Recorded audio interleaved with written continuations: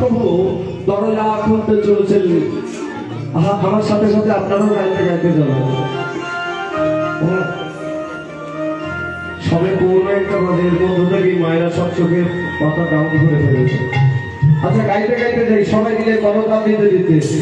আহা ভজ গৌরাঙ্গ নভ গৌরাঙ্গ কহ গৌরাঙ্গের নাম বলে ভজ গৌরাঙ্গ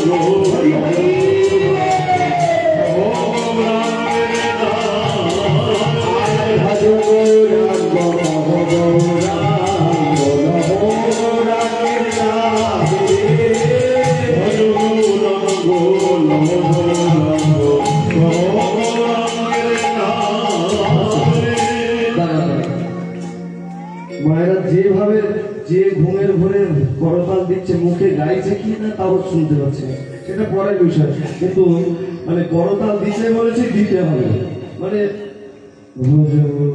মানে দিয়ে যেতে বলেছে, মানে সে চোখের পাতা খুলুক আর না খুলুক দিয়ে যেতে হবে। তো তিনটে জিনিস আপনাদের থেকে চেয়ে দেখি ঘুমগুলো যায় কি। এক হচ্ছে শঙ্খের ধ্বনি, দুই উলুক ধ্বনি, তিন করতালের ধ্বনি। ভেবেছিলাম শেষে একটু গাইব, কিন্তু এখনই সব ঝিমিয়ে পড়েছে। তিনটে জিনিস যদি দেন, এই গানটা আমার নিজের লেখা গান, নিজের সুর করা, যদি আপনারা দেন তাহলে গাইব।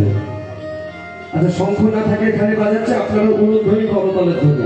হাত গোনা দেখি, সব হাত গোনো, তবে এইভাবে নয় কিন্তু করতাল, সব হাত গোনো।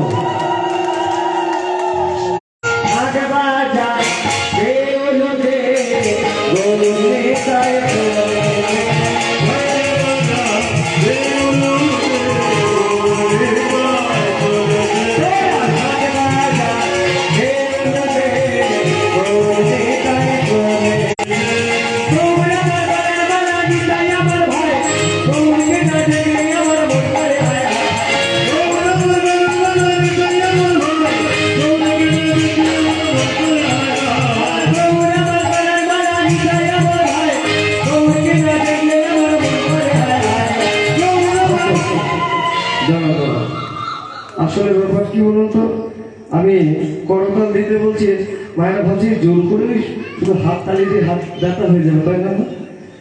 একটা জিনিস মনে রাখি, গাছের সব ফুল ফোটে লাগবে বলে, কিন্তু সব ফুল কি আর গোবিন্দ চরণ হয়ে আসে? কোনোটা গাছ থেকে ঝরে যায়, আবার কোনোটা আসার আগে ঝরে যায়, কোনোটা নষ্ট হয়ে যায়, আবার শেষ পর্যন্ত যে ভালো থাকে সেটাই হয়তো গোবিন্দ চরণে। ঠিক তদরূপ আজকের এই হরিমন্দির গোবিন্দের বাগান স্বরূপ সবাই ফুলের মতো ফুটে আছে। কেন? আমরা এসেছি, গৌরহরি আমাদের নিয়ে এসেছে তার চরণে লাগবার জন্য। সবাই ফুটে আছে, অর্থাৎ শেষ পর্যন্ত গোবিন্দ চরণে যেন লাগতে পারি। কিন্তু দেখবেন তার মধ্যে অনেকেই ঝরে গেছে, যারা ঝরে যাওয়ার গেছে, আবার তার মধ্যে এখানে থেকে থেকেও ঝরে যাচ্ছে, মানে নষ্ট হয়ে যাচ্ছে, ঘুমিয়ে পড়ছে। আর শেষ পর্যন্ত যারা জেগে আছে তারা করতালে দেবে। আচ্ছা বৃন্দাবনে যেতে গেলে, প্রবেশ করতে হলে কার নামে জয় দিতে হয়? রাধা রানী। রাধার কৃপা বিনা গোবিন্দ চাঁদের কৃপা পাওয়া যায় না। ঠিক তেমন এটা তো গৌর লীলার মধ্যে রয়েছে, নবদ্বীপ লীলা। এই নবদ্বীপ চাঁদের গৌর হরির কৃপা পেতে গেলে কার জয় দিতে হয় জানেন? নিতাই চাঁদের কৃপা বিনা গৌর হরির কৃপা পাওয়া যায় না। তাই আমরা বলবো গৌর আমার। আপনারা যে যেখানে আছেন একযোগে সবাই মিলে বলে উঠবেন নিতাই আমার। হবে তো? হ্যাঁ হ্যাঁ, সবাই মিলে বলতে হবে, আহা গৌর আমার। আচ্ছা রেডি ছিলেন না, রেডি হয়ে নিন, হাতগুলো তুলুন, আগে সবাই রেডি হয়ে নিন, একসাথে বলতে হবে, আহা গৌর আমার। গৌর আমার, গৌর আমার। এই সামনে মায়েদের আওয়াজ পাচ্ছি ভালো, কিন্তু এদিকে মায়ের ঝগড়াঝাটি করে না নাকি? আরে ঝগড়ার সময় যে আওয়াজটা বের করেন ওটাই বের করলে হবে। সবাই মিলে উচ্চই গাবে, গৌর আমার, গৌর আমার, গৌর আমার, গৌর আমার, গৌর আমার, গৌর আমার, গৌর আমার, গৌর আমার, গৌর আমার, আরো জোরে, আরো জোরে, গৌর আমার, গৌর আমার, গৌর আমার, গৌর আমার, গৌর আমার, গৌর আমার, গৌর আমার,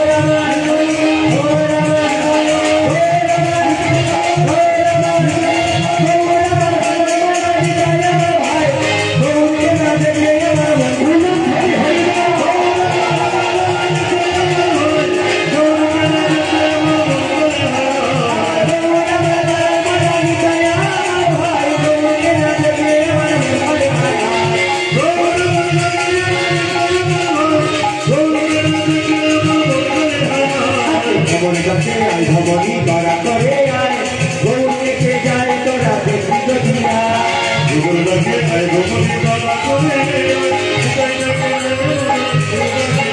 আরে ভগত গাছে আয় ভবনী করা করে আয় গৌর দেখে যায় আমাদের গীতাই দেখে যায় উলু হরি হরি হরি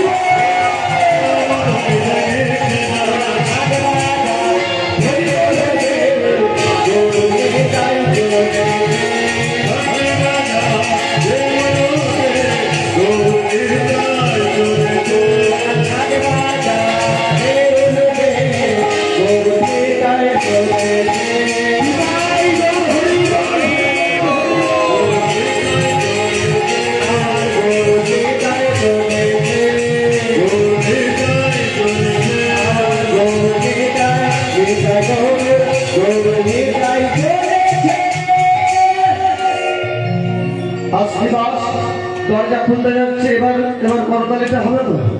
আহা ভজ গৌরাঙ্গ লহ গৌরাঙ্গ লহ গৌরাঙ্গে নাম রে ভজ গৌরাঙ্গ লহ গৌরাঙ্গ লহ গৌরাঙ্গে নাম রে।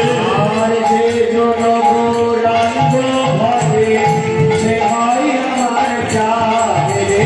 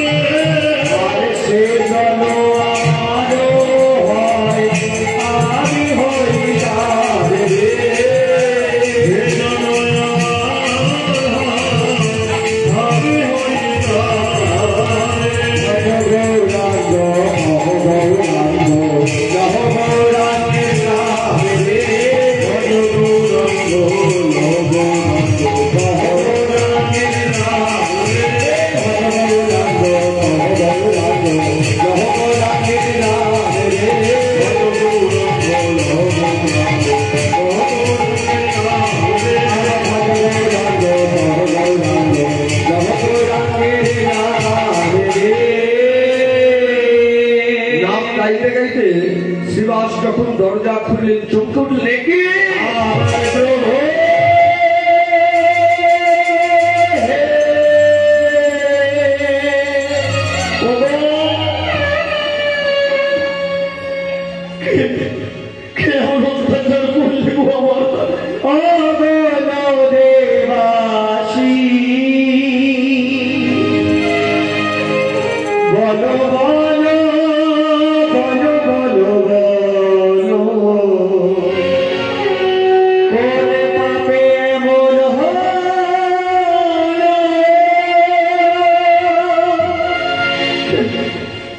তোমরা কেউ দেখেছো তোমরা কেউ দেখেছো কি এমন ভাবে অত্যাচার করেছে আমার গানে? বৈষ্ণব ব্রহ্ম মুহূর্তে গঙ্গায় অবগাহন করতে যাচ্ছেন। পরম বৈষ্ণব শিবাসের দ্বারে যে এমন অত্যাচার করেছে তার মুক্তি নেই। ওগো বৈষ্ণব অভিশাপ দেবেন না। আজ যে আমার দ্বারে অত্যাচার করেছে সে আমার দ্বারে অত্যাচার করে জানান দিয়ে গেল যে প্রতি পাবন অবতারে জগাই মাথায়ের মতো পাশুণ্ড প্রতিটি জীব উদ্ধার হয়ে যায়, যে প্রতি পাবন অবতারে চাঁদকাদির মতো উদ্ধার হয়ে যায়। আজও নবদ্বীপে এক পাষণ্ড বাকি রয়েছে যাতে আমার গোবর হরি এখনো কি পা করে তাই দ্বার পরিষ্কার করে নয়ন জল মুছতে মুছতে যখন শ্রীবাস অন্তঃপুরে এলো, মহাপ্রভু জিজ্ঞাসা করছে, শ্রীবাস ও শ্রীবাস এত দেরি হলো? প্রভু প্রভু আমি বৈষ্ণব দর্শন করছিলাম। প্রভু চিৎকার করলেন মহাপ্রভু, শ্রীবাস বলো না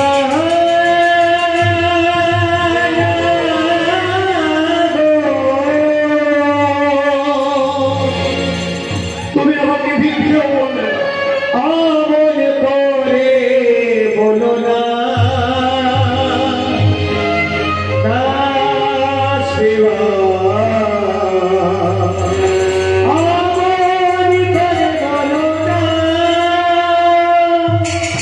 তুমি আমাকে মিথ্যে বললে না, আবার সত্যি কথাও বললে।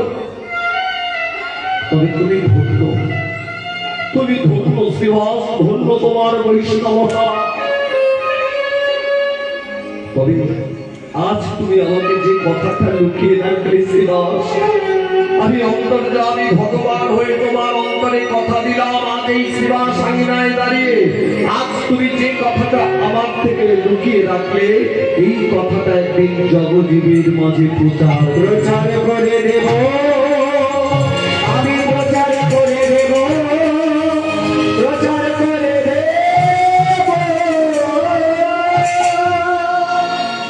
চলো শ্রীবাস, আমি মায়ের কাছে যাবো। ফিরি সমস্ত পারিষদগণ মহাপ্রভুকে নিয়ে মায়ের কাছে নিয়ে যাচ্ছে ফিরিয়ে। আর গদাধর পণ্ডিত বলছে, প্রভু আমার কি মনে হয় যেন? কি মনে হয়? আমি গৌর বড় ভালো আমার রাখে মাঝে গৌর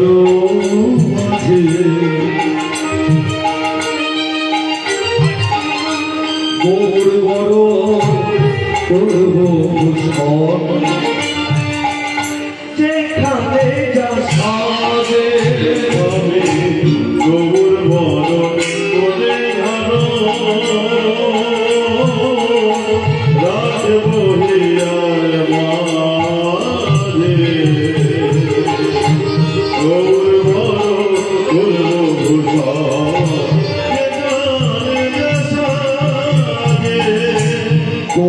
বড় করব ভালো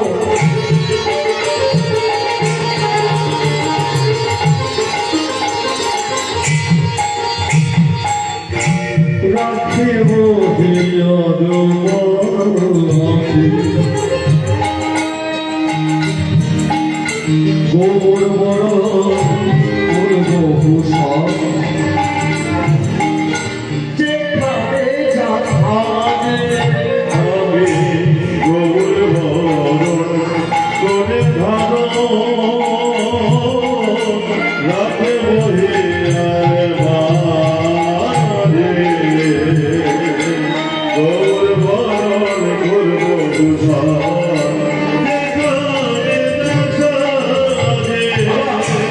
গৌর বড়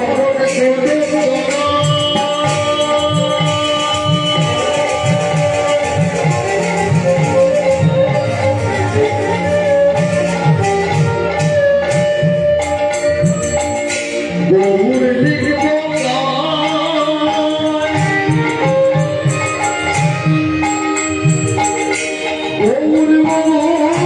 গৌর বলে নিজে জীব আমি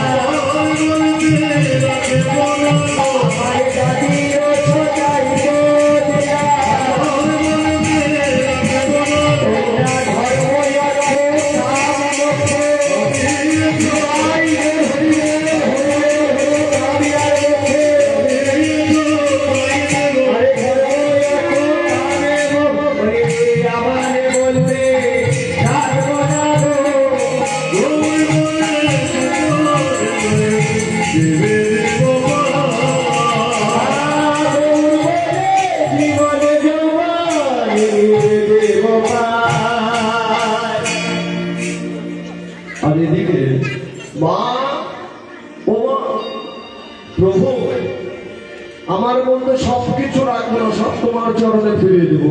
পথে যদি কেউ বাধা দেয় আমি কি করবো জানো? তুমি আমার কি করবে? করলে করলে পারিয়া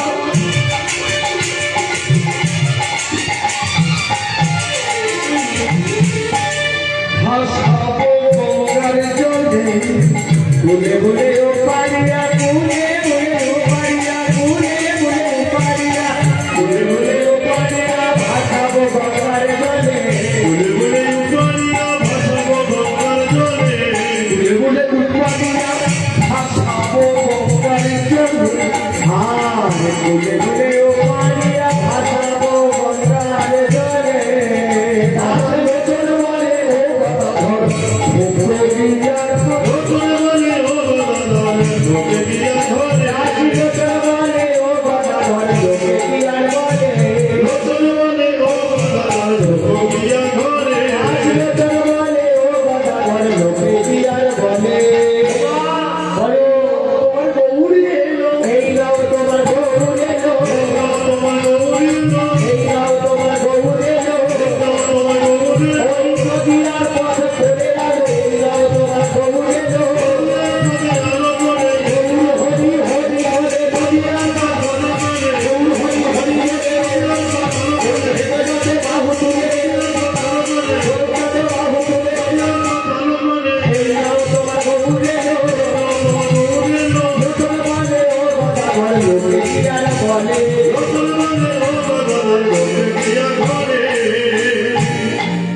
গৌরহরিকে মায়ের কাছে ফিরিয়ে দিলেন। আর ওদিকে দেখতে দেখতে একদিন, দুই দিন, তিন দিন করি চাপালের সারা শরীরে হইল বড় বড় ফোসকা। নিস্তারিণী, নিস্তারিণী,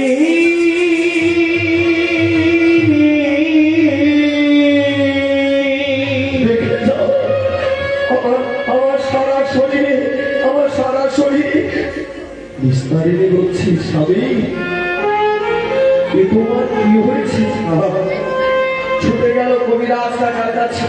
কবিরাজ কাকা এসে বলল, চাপালের হয়েছে গলা পচা পুষ্পরম, নিশ্চয়ই ভগবান চরণে অপরাধ করেছে। কবিরাজ কাকা ফিরে গেলেন। আর চাপাল কেঁদে উঠলেন ভগবানের মায়ের কাছে, মা, মা,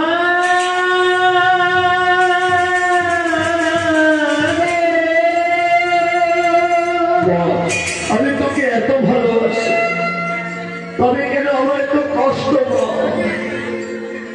দৈববাদী হল চপর, আজ তোর পাপের সাজা তৈরি পাচ্ছি। পাপছি পাপকেও ছাড়ে না বাবা। আস্তে, অতি সত্য কথা, পাপ বাপকেও ছাড়ে না। এই ধরো আপনাদের এই হাওড়ি বাগানে আমি কীর্তনে আসছি, দেখা যাচ্ছে এই যে ক্লাবের সামনে আমার গাড়িটা দাঁড়িয়েছে, ক্লাব থেকে এখানে আসতে গিয়ে রাস্তার পাশে একজনের গাছে পিয়ারা হয়ে আছে। খুব সুন্দর পিয়ারা হয়েছে, বড়। এখন গাড়ি থেকে দেখেছি পিয়ারাটা পেরেছি, খেয়েও নিয়েছে। এইবার যার গাছ সে ধরে ফেলেছে, ধরেই উত্তম মধ্যম দিয়ে দিয়েছে। মানে উত্তম মধ্যম মা। আচ্ছা না, দোষটা কার? আমি যখন গাড়িতে ছিলাম, গাছে পেয়ারা হয়েছে তো আমি জানি না, দেখলো কে? চোখ। চোখ দেখলো, চোখ তো আর পাকতে পারবে না। গাছের গোড়া পর্যন্ত বয়ে নিয়ে গেল দুটো পা, পা নিয়ে গেল গাছের গোড়া পর্যন্ত, হাত পারল, খেলো মুখ, গেল পেটে। আর যখন ধরা পড়েছে, উত্তম পেটর মার দিচ্ছে, উত্তম মার দিচ্ছে। পেটরটা করছে কোথায়? পিঠে। আচ্ছা ভেবে বলুন তো, পিঠের কোনো ভূমিকা আছে? পিঠের কোনো দোষ আছে মার খাওয়ার জন্য? অপরাধ করেছে চোখ, মানে দেখেছে চোখ, নিয়ে গেছে পা, পেরেছে হাত, খেয়েছে মুখ, গেছে পেটে। আর মার খাচ্ছে পিঠ, ধরা পড়েছে। মারটা কোথায় দেখ, পিঠে। পিঠে কোনো দোষ আছে কি? কিন্তু এই যখন অতিরিক্ত মার খাওয়া হচ্ছে আর সহ্য করতে না পেরে অধর নয়নে জল গড়াচ্ছে। এখন আর জলটা আসছে থেকে চোখ থেকে। আচ্ছা, এইবার প্রথমে ফিরে যাও, দেখেছিল কে? চোখ। আর সাজাটা পেল কে? সেই চোখ। মানে জলটা বেরোচ্ছে চোখ দিয়ে। মাঝখানে একটু আসতে সময় লেগে গেল। ঠিক তদলোক একজন ব্রাহ্মণ কাশি থেকে অধ্যয়ন করে ঘরে ফিরবে। এক রাজসভার মধ্য দিয়ে যাচ্ছে, রাত্রি হয়ে গেছে। এক রাত্রি আশ্রয় নিয়েছে। প্রহরীরা গুপ্তচর ভেবে ধরে এনেছে মহারাজের কাছে। মহারাজ দেখলে হচ্ছে শাস্ত্র পণ্ডিত ব্রাহ্মণ,